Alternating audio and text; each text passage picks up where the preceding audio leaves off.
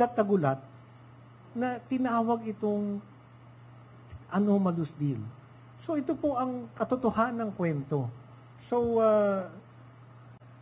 kaya ho ako nagugulat sa mga pangyayari. Noong 2018 pa nga lang,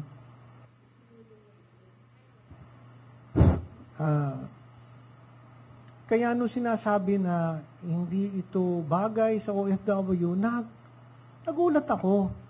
See, this is a project that we can consider a legacy project for our OFWs. Ang lupang ito, katabing-katabi lamang katapat ng Terminal 1 is 6,499 square meters. At makakapagtayo tayo doon ng, actually sa aming vision, paraiso nila eh.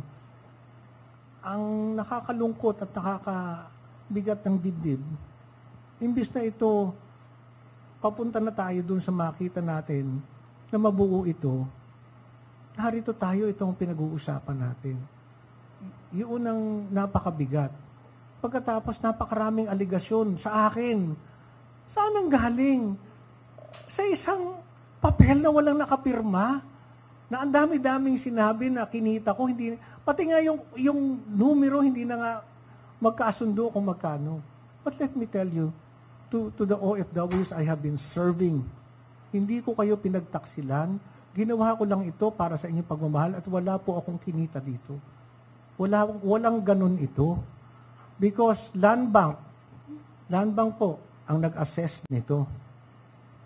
As our government financial institution, it's the Land Bank who assessed the value and it is exactly the amount that OWA paid. So, hindi ko maintindihan kung bakit kailangang araw-arawin ako, nakaliwat kanan, nakausapin kayong lahat, na paulit-ulit sasabihin na may anomalya ang aking ginawa. At sana naman lang, binigyan ako ng pagkakataong makakausap. Nagulat na nga lang po ako na isang araw pinatawag ako na ako ay papalitan. So, yun po ang nangyari dito. Hindi ko po ito itinago sa ito pong ganitong kagandang transaksyon. Bakit namin itatago ito? Itong transaksyon na to, o itong proyektong ito, gusto mong ibigay sa OFWs. Bakit po itatago ito? You're very, very transparent each step of what we have been doing. Again, may I emphasize, it started in the Senate. It's on record. And magkakatabi po kami noon. Nandun ang aming bagong administrator, T.Y. Kaunan, former Undersecretary Tonet Aliones, and OIC USEC Hans Kapta was there. At we had all the chances na sabihin lahat itong nagiging alingas-ngas ngayon. So, ipagpauman ninyo, katulad ng binanggit ko kanina, hindi po ako nakapagsalita kaagad. Simply because I was shocked. Because when we parted ways, napakaayos naman. So, nagulat na lang po talaga ako na gano'n ang nangyari.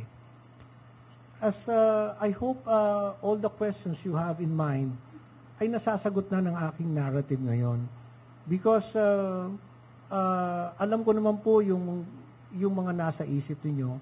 Kaya minabuti na namin na on this day, ito po yung kwento. Ito po ang kwento ng nangyari dyan.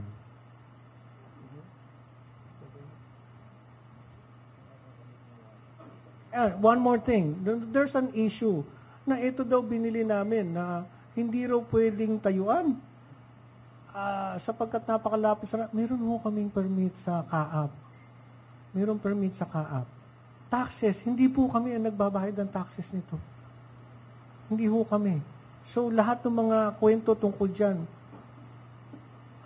I am totally shocked at all the accusations. But again, I would like to emphasize, nung dinala po namin to sa board at kami po ay binusisi, we were scrutinized. The technical working group came up with the report, sinunod lahat. Sinunod pong lahat.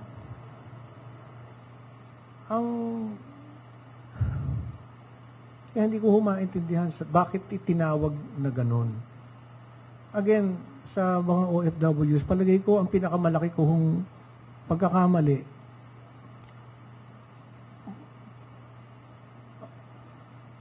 nung minsan po kami ang binilin po kasi sa akin lagi ay alagaan kayo. At nung po ako ay nasa show business, hindi po maramot ang pagkakataon na kami ay itrato laging VIP. At kung paano yung karanasan na yan, yun ang gusto kong maranasan ng mga OFWs. Hindi naging sapat sa akin na tawagin lang kayong bagong bayani. Gusto kong maramdaman nyo kung ano ang VIP. Kaya, araw-araw po akong nagtatrabaho para maramdaman nyo po yun.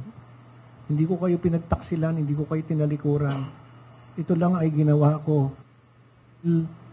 Gusto kong isakabuhay ninyo kung ano ang tunay na pagmamahal sa OFW. Sana meron na kayo nito eh. Sana meron na kayo nito.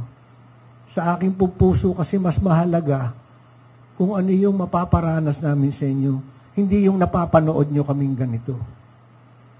So sa lahat ng OFWs, namimiss ko yung mga kinukulit-kulit nyo ako rito para humingi ng tulong. Kahit madalas, ang kulit, naging buhay ko na yan eh. Sana lang nabuo namin ito para sa inyo. Thank you very much.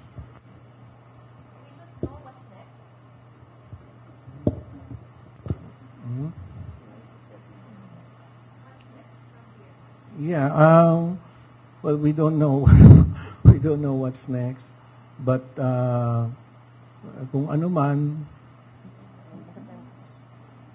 that's why they're here. When the time comes.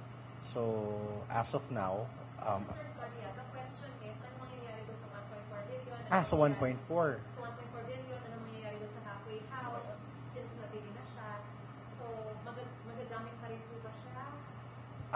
Well, as of now, I think Mr. Ignacio is able to say everything on his side, everything in his heart, and practically that's the reason for this press conference. It's just for him to air what's on his heart.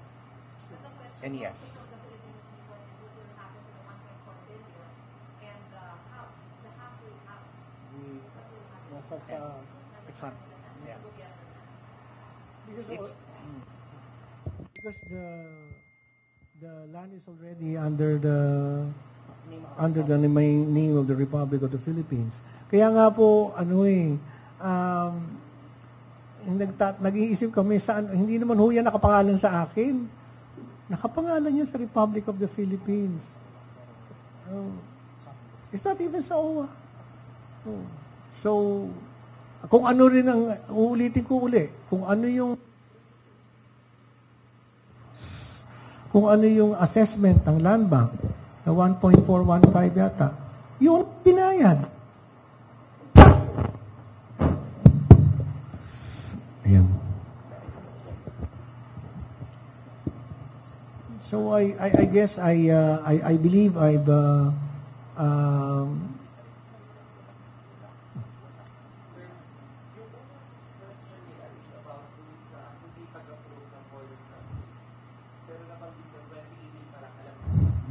Well, again, I would just like to repeat that for today, Mr. Ignacio just wanted to air everything in his heart.